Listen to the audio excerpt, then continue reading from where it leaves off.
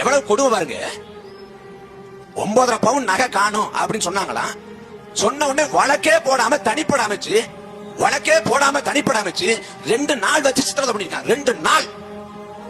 நாம நம்ம வீட்டுல பொருள் காணாம போச்சு அப்படின்னா இதே போல காவல்துறை நடவடிக்கை எடுக்குமா? உங்க வீட்டுல பொருளை காணும் இல்ல ஒரு சிக்கல் என்று புகார் கொடுத்தா காவல்துறை அலட்சியப்படுத்துவது, போய் பேப்பர் வாங்கிட்டு வா, அதை வாங்கிட்டு வா, இதை வாங்கிட்டு வான்னு ரொம்ப உதாசீனப்படுத்துறது. ஆனா அந்த நிகிதாங்கிற பொம்பளை சொன்ன உடனே எப்படி உடனடியா வழக்கே போடாம தனிப்பட அமைச்ச? யாரு இந்த பொம்பளை யாரு அப்படின்னு பின்னோக்கி போய் பார்த்தா, நான் அரசு துறையில விஏஓ வேலை வாங்கி தர்றேன், நூலகத்துல நூலகர் வேலை வாங்கி தர்றேன், பள்ளிக்கூடத்துல ஆசிரியர் வேலை வாங்கி தர்றேன், பள்ளிக்கூடத்துல சத்தம் ஆயா வேலை வாங்கி தரேன்னு சொல்லிட்டு பல லட்சங்களை ஆட்டையை போட்ட ஒரு மோசடி பேர் வழி.